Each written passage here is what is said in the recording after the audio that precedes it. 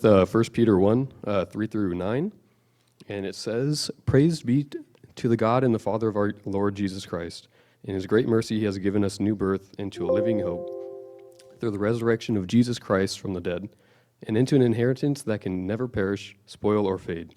This inheritance is kept in heaven for you, who through faith are shielded by God's power until the coming of the salvation that is ready to be revealed in the last time.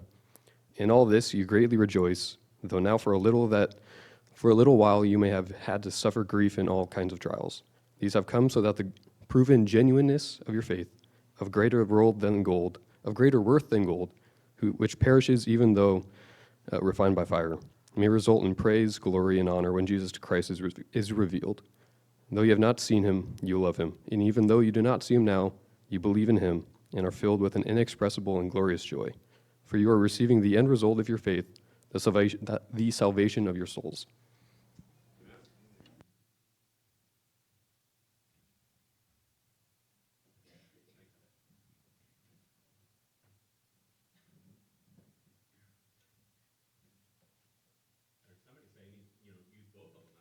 Yeah, stereo, so it's good.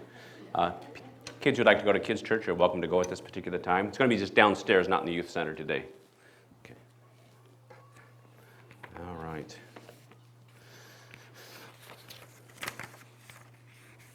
Well, good to be with you this morning. Hope you're doing well.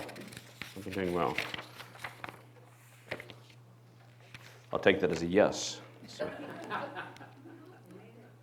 You made it. That is a good sign. That's a good sign indeed. Oh my goodness. Oops. Sorry. Let's try this again.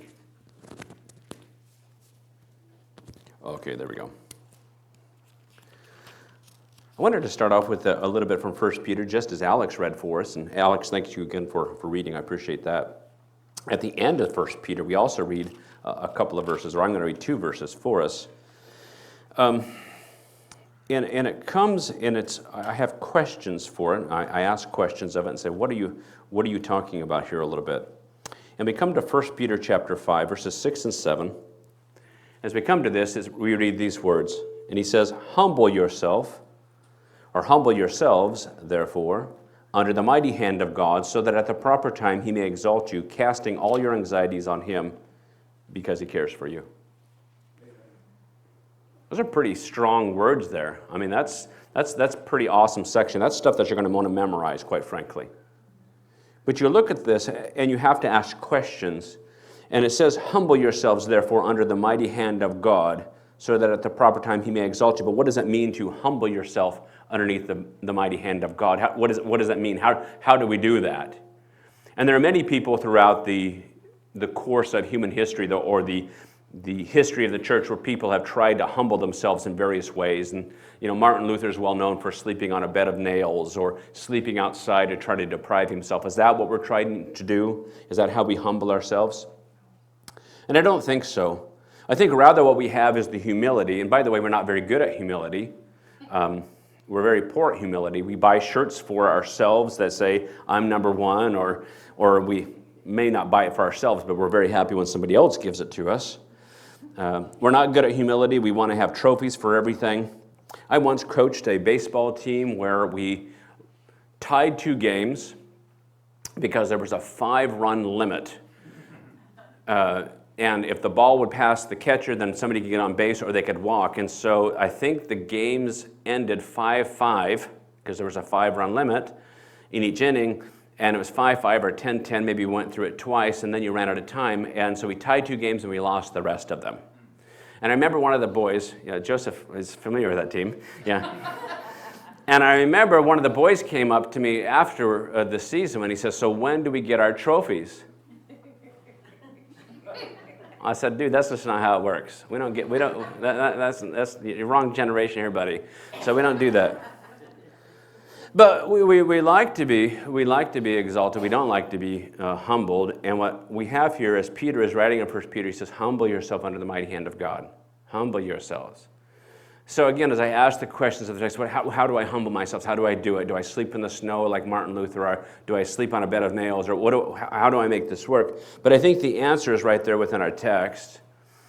How do we humble ourselves? I think we humble ourselves by this way, casting all of our anxieties on him because he cares for us. Our method for humbling ourselves is the understanding that God is the one who is most high. God is the one who's in control, and we are not in control. And therefore, the things which so overwhelm us, the things which cause us such difficulty and such travail, are the things which we must cast at the feet of our God. God, I don't know what to do. And I don't know if you've ever been there before. But I've been there before. My God, I don't know the answer. What am I to do? And I'm a person who likes to know what to do, and I'm a person who likes to be able to figure things out. But sometimes the things spawn in your life, and the things which you cannot control, they arise, and you're wondering, my God, what can I do? How can I make this work? And God, what he wants us to do is he wants to cast our anxieties upon him. With the little provision right afterwards, because he cares for you. We do not serve a God who is an empty suit. We serve a God who is so incredible that he wants us to cast our cares upon him because he can if he desires, and if it is within his will, that he will go ahead and respond to those. But no matter what, ladies and gentlemen, it is a God who cares. We do not serve a careless God. We do not serve the God of the deists. We serve a God who loves and cares for us. Well, Pastor, what do we do then? I mean, I have friends who do not know the Lord, or I have relatives who do not know the Lord, and what am I supposed to do? Cast them before the Lord, ladies and gentlemen. Cast your prayers there, and perhaps God will effect a miracle in their lives. You say, well, I don't always see it work the way that I want to. He cares for you. He wants it. He wants you to bring it to him. You may not understand exactly the tit for tat, but you are to bring it to him. But again, it leaves us the open question. Okay, well, what is our role then? Our role is to continue to bring it to him, whether we see the results or not. Bring it to him. Well, I bring all of this up out of 1 Peter chapter 5, because I think this helps us, because we are finishing this morning Luke chapter 8. And I want you to turn in your Bibles. I want you to turn to Luke chapter 8. We're going to start in verse 40.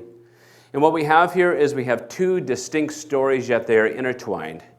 Luke does this. Matter of fact, Matthew does this. And as a matter of fact, Mark will do this. All of the synoptic gospels will give these two stories, and they will always do it in the same manner. You have one, right in the middle is the second one, and then it finishes with the third. Every single one of the synoptic gospels, Matthew, Mark, and Luke, it's always there. John, it's not there. It's not. Ask John, why not? I don't know. You can ask the synoptics, why in the world did they didn't carry the story of Lazarus? I think that's a pretty good one, but they don't. John does. Anyway, come this morning, though, and we come then and we look at two different distinct stories, because what I find as I look at these two stories, I find people who are in the depths of trouble. These are not people who have small issues.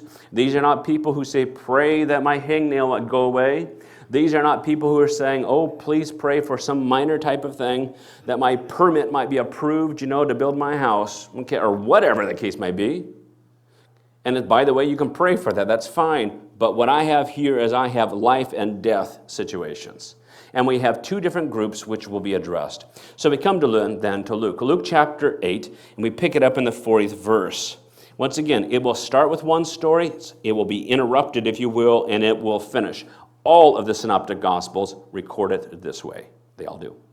We come then to verse 40. Now when Jesus returned, the crowd welcomed him, and they were waiting for him. We have here his return. We're trying to figure out where is he returning to, or where has he been. And of course, as we've been going through the book of Luke, we know that Jesus has been on the other side of the Sea of Galilee. So he has been over there. This preceding story is the one where, of course, the pigs have been filled with the legion. They have stampeded, run into the Sea of Galilee, and they have drowned themselves. And now Jesus has come back over to the more Jewish side rather than the Gentilic side. So here comes Jesus, and he is over there. He is back in home territory, if you will. He is in the more Jewish side at the very minimum. So here he comes. He has returned. We don't know if information about the pigs jumping in the water, if that's got onto the other side yet, but here is Jesus. Jesus returned, and a crowd welcomed him, and they were waiting for him. Good news, we got lots of people. Verse 41, and there came a man named Jairus, who was the ruler of the synagogue, falling at Jesus' feet, and he implored him to come to his house. Now, this is an interesting guy. We don't have full details upon him. We don't know exactly what synagogue he was the ruler of or the leader of. But here we have him, and he is coming to Jesus. Now, we've been going through Luke, and so we understand what's going on in our passage.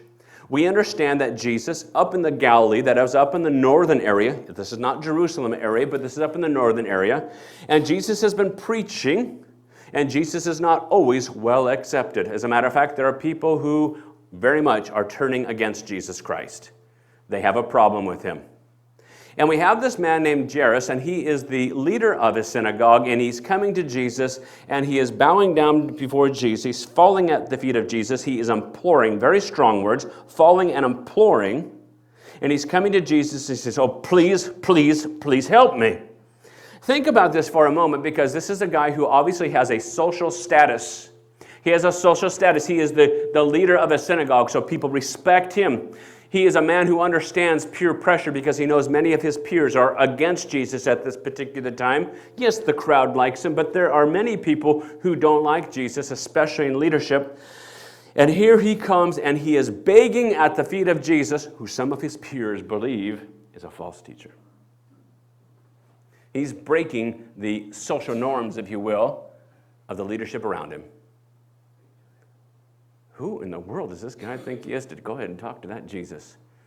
That's the leader of our synagogue, and that's what he's doing? Well, I'll tell you why he's doing it. This is a man who is desperate. You say, well, how desperate is he? Well, thank you for asking.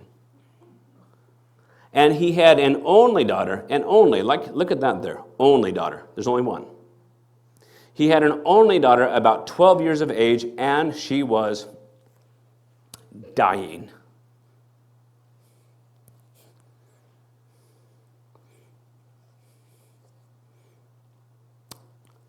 That'll motivate you. You've been sick before? You've been in the hospital before? I had never overnighted in a hospital in my life until last year. Some of you are like, big baby, that's nothing. That's right, because I was in pretty good health. And all of a sudden I got a tap that said, nope, guess what you are, sir? Mortal. And so I get to go ahead and I get to spend 2 nights in the hospital. By the way, I slept like a baby. I don't know what people always say, you can't sleep in the hospital. It's pretty comfortable. I did pretty good, you know. Time flew by. I mean, I don't know. You guys complain about being in the hospital. I did pretty good. Thank you very much. Knock on wood, you know. So there I am. And I got to tell you, you know, even though my particular situation didn't turn out to be overly bad, but it could have been bad, and they did enough scans upon my head that they must have been kind of, you know, serious. And as they're doing these type of things, I didn't feel scared. I didn't feel, it didn't bother me. The only thing, here's what bothered me. I thought, boy, if this really went backwards, you know, or sideways, and I'm, you know, a lump on the bed, that'll be very disappointing because I'm going to hurt my family. That's what I was concerned about. So I didn't care so much about myself because whatever. Because frankly, if the car comes down the street and kills me, guess what? Instant Jesus. I'm okay with that. Yeah, I mean, it's okay. It's not the end of the world. It's the beginning of life with Christ. So I'm okay.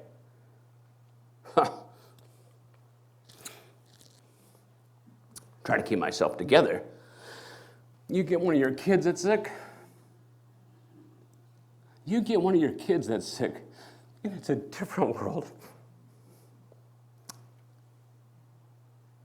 What am I going to do?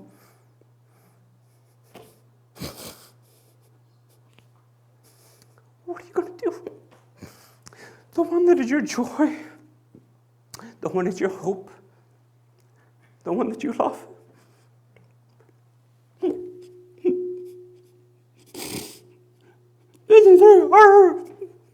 And there's nothing you can do. And Jairus comes.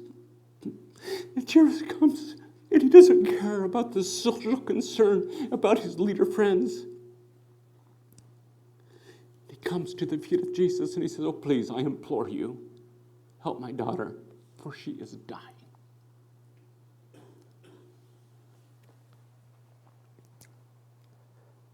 Humble yourself, therefore, under the mighty hand of God, so that at the proper time he may exalt you, casting all your anxieties on him. He has to humble himself. He must have to say, forget the social consequences which I am going to undergo, and I will undergo those, but I will come to Jesus Christ because I know he cares for me, and he perhaps can take care of things. And so here comes Jairus.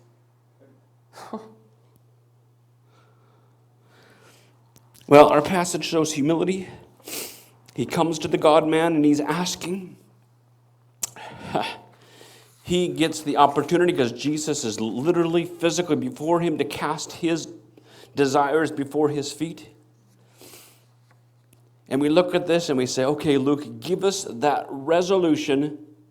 And Luke, like every other synoptic writer, says, no. We have an interruption. We have another story. Who taught these guys how to write? This is more like a Charles Dickens novel, okay? Where Charles Dickens, well, here, you get very excited and says, oh, by the way, here's something completely different.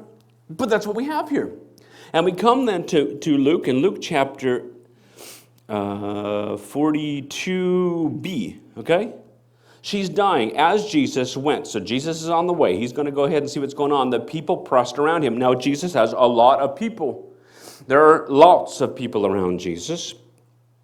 And as there was a woman who had a discharge of blood for 12 years, and though she had spent all of her living on physicians, she could not be healed by anyone. This is an interesting story. And again, this is in every one of the Gospels except for the Gospel of John. And we have here a woman who has a cycle which is out of control. That's a nice way to say it. So here she has this cycle which will not cycle. It's just ongoing. Now, if we go to the book of Leviticus, because these people are living under the law, in Leviticus chapter 15 and verse 25, what we will find is that if a woman continues to have a discharge and it keeps on going, she is unclean. What this means then is that this woman who has been ceremonially unclean for 12 years, and because she is ceremonially unclean, she can't be with her family, and she can't go to temple, and she can't go to synagogue, and she can't prepare the meals for her children and for her husband. Life is not good for her. Yes, she has a physical problem, but even more so, she has a sociological problem because she can't be with family. She is an exile in close range. The tragedy which she has is that she cannot be with her family. It's interesting. My wife pointed this out, I think, when we were dating a long time. I mean, it's been a while now. And Luke writes this. Now, Luke, what does Luke do as a job? Yeah, he's a physician, right? And Luke writes this. Though she had spent all of her living on physicians, she could not be healed by anyone. Poor doctors, they can't do it. If you go to Mark writes a little bit differently. He says, all that they did was make her worse. And I like the fact here that Luke is giving a little bit of credit to the physicians. Well, nobody could really do it. All Mark says is, yeah, she spent everything. They only made her worse. I kind of like that. Got to watch out for doctors. Just kidding, Carl. Just kidding. Yeah. So here she is, and she has this issue, physical, sociological. Here she is. So here's her plan, verse 44, okay? Verse 44, we see that she is part of the crowd. She's not supposed to be there. She is ceremonially unclean. She is not supposed to be there. Away, because that's what the law says, away. But there she is. She has made a plan, and she is going to break the rules to go ahead and come to Jesus. Verse 44, she came up behind him and, Yeah. And she came up behind him and touched the fringe of his garments, and immediately his discharge of blood was ceased. So she says, this is what I'm going to do. I'm going to break all of the rules, and if only I can go ahead and touch the fringe of his garment, I'll be okay. Now, what passage, verse, chapter, and verse did she turn to get that one figured out? It isn't a chapter and verse there. This is a woman who is desperate. Jairus was a man who was desperate because his little girl, who was 12 years old, she is dying. And he might say, well, Lord, take me, that's fine with me, but not my little girl. Not my little girl, not the apple of my eye, not my only daughter. Please, my God, please, please, please, please. And so he comes and he breaks the social norms to go ahead and to consult with Jesus. Please, I beg you, save my daughter. I've heard of all this stuff that you've done. Save my daughter. And now all of a sudden, in the interruption of the story, what we have is we have this woman, unnamed, and she comes and she says to herself, I don't know how it's going to work, but I will break all of the social norms, and I'm going to come to this Jesus because I have to do something. And she is literally falling at the feet of Jesus to touch the fringe of his garments because she doesn't know what else to do. And she comes and she throws herself at the feet of Jesus or behind him, touches the fringe of his garments, and then we get something weird. And Jesus said, who was it that touched me? When all denied it, Peter said, Master, the crowd surrounded you and they're pressing against you. I mean, it's kind of like, Steve brought up the thunderstorm last night, right? We had the big giant thunderstorm and it's big and loud and my dog was freaking out and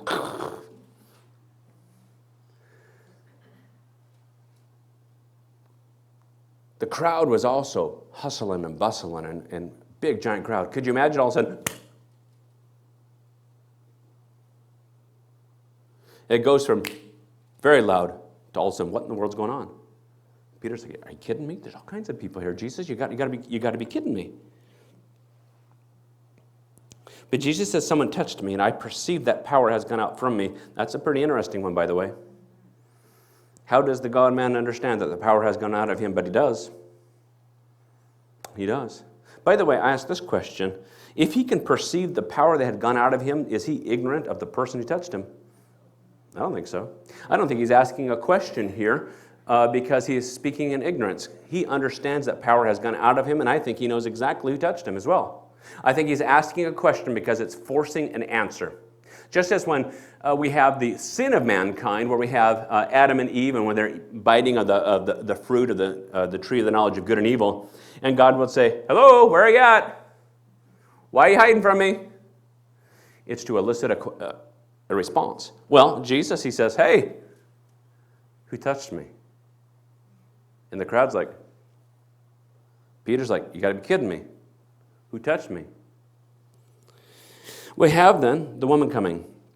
And when the woman saw that she was not hidden, she came trembling and falling down before him and declared in the presence of all the people why she had touched him and how she had been immediately healed.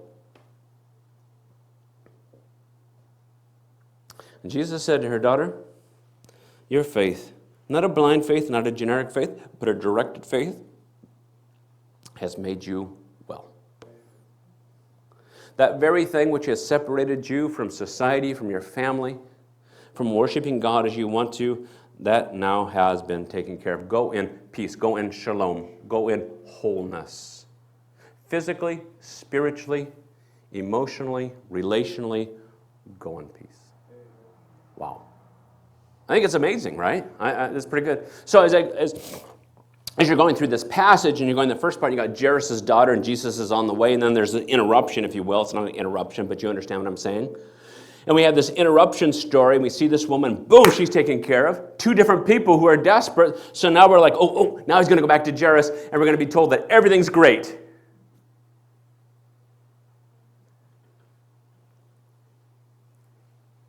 And what we get here is we get a little bit different story than what we'd expect. Where we would expect that Jesus says, you know what, I don't feel like walking anymore. She's fine. We don't see that. We see something else. And while he was speaking, someone from the ruler's house came and said, "Your daughter is dead."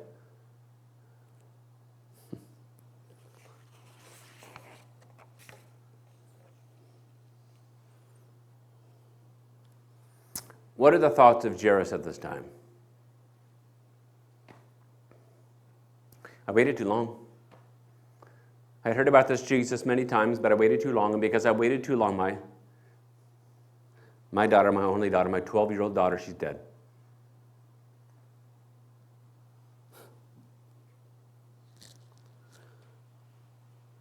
What am I going to do? How am I going to talk to my wife? What are we going to do? The people that are saying your daughter is dead, do not trouble the teacher anymore. And we get Jesus' beautiful words. He says, "Don't fear, only believe, and she will be well." Question: how in the world can he say such words? If you don't already have a view of who Jesus is, now of course you understand my view is that Jesus is the God-man. He has the power of God. He can do whatever he wants to do.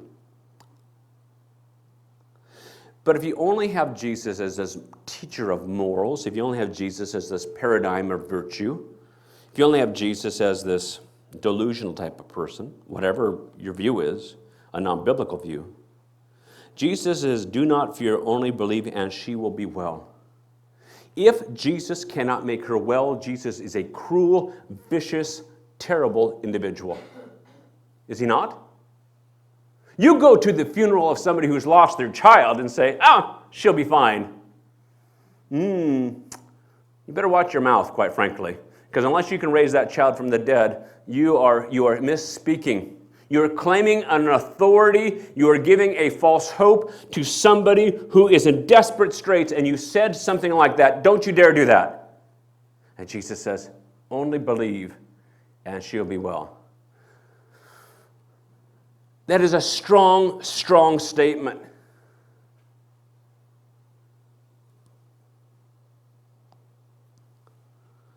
And when he came to the house, he allowed no one to enter with him except for Peter and John and James and the father and the mother of the child. So 5 people are going to enter in. And all were weeping and mourning for her, rightfully so. And they said, "Do not weep, for she is not dead, but sleeping." Was she actually dead, ladies and gentlemen? She was dead. Her spirit has departed. Her body remained. She was dead. But just as we see in the story in not Luke chapter 11, but in John chapter 11, where we have the story of Lazarus. And in the story of Lazarus, Jesus, you'll remember at the beginning of the chapter, Jesus delays his coming. He knows that Lazarus is sick, and he delays his coming all the way to Bethany because he is actually waiting for Lazarus to die. He will even say these words, "He is sleeping." And the disciples will say, "Well, if he's sleeping, he will surely wake up. There's nothing that we need to worry about." And then Jesus says, "Well, let me be very clear. Lazarus has died." Sleeping is simply a euphemism for people who die, but it's very appropriate for people who have died, but who will be risen again. Most people don't get to use it that way, but Jesus does. And all were weeping and mourning for her, but he said, "Do not weep, for she is not dead, but sleeping." And they laughed at him, knowing that she was dead. These people know what it means to be dead.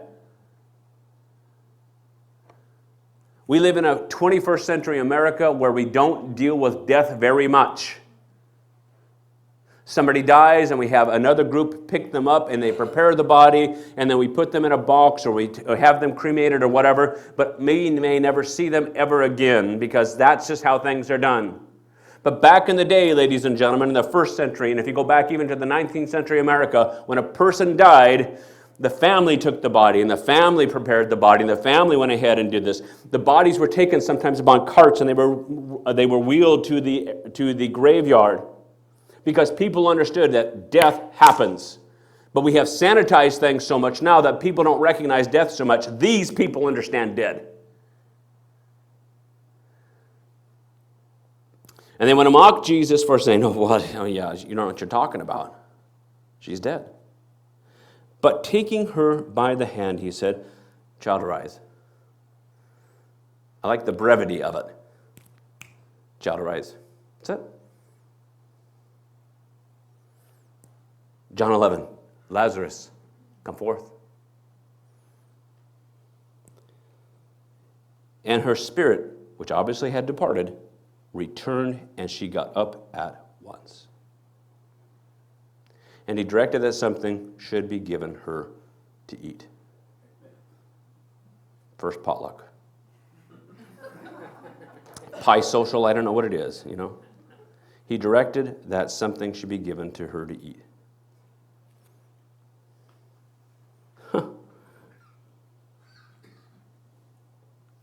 Her parents were amazed, surprise, but he charged them to tell no one what had happened. Now, I think that's an interesting little bit there. How in the world do you have your 12-year-old daughter die, and you send to Jesus? In the meantime, she is dead. Everybody knows she's dead. You got the funeral arrangements. People are starting to work upon her, and all of a sudden she's alive. Guess what? She's going to be playing out in the backyard, if you will. She's going to be with the other little girls. She's going to, all this other type of stuff. How? She was dead and now she's alive. I don't know how you keep that one down a little bit, quite frankly. And some people ask, well, what's the rationale behind this? Why did Jesus tell them to be quiet? Well, perhaps Jesus he doesn't want to go that public, not yet. Not yet.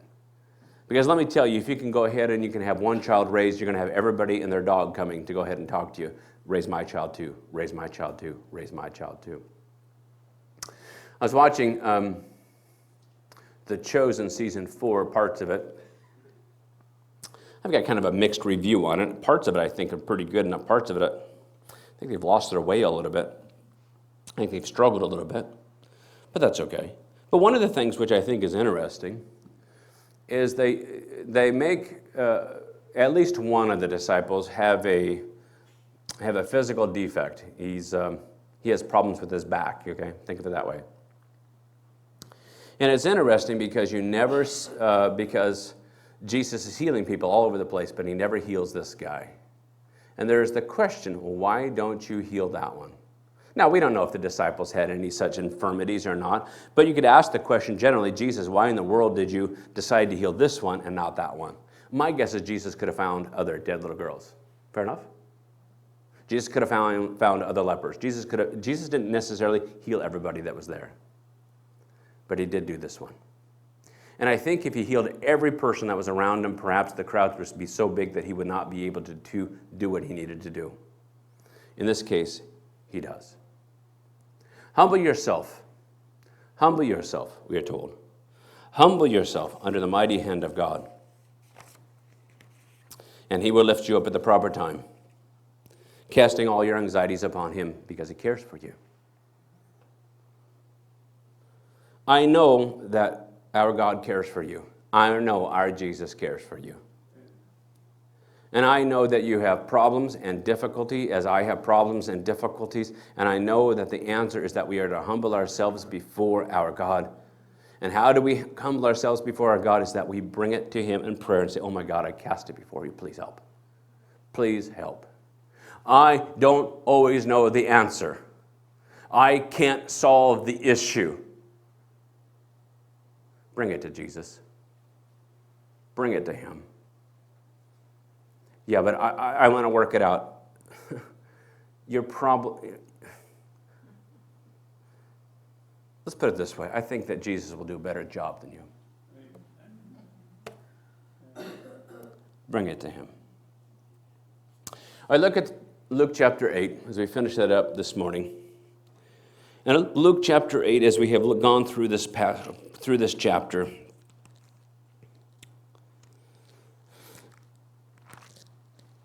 especially as we started in verse 19. And we look here at Jesus and we see that Jesus is more important than our social relationships. Followers of Jesus are more important than Mary and the brothers of Jesus. Jesus redefines the relationship. We see that Jesus is greater than the natural.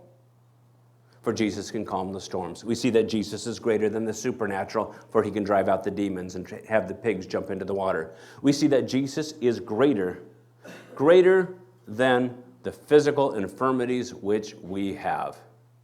And lastly, we see here with the story of Jairus, we see here that Jesus is greater than death.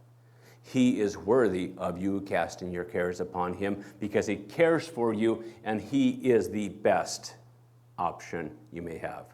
We don't like to humble ourselves and we like to say, I can take care of it. I will work it out. I will do it. Humble yourselves and cast your cares to him. Amen.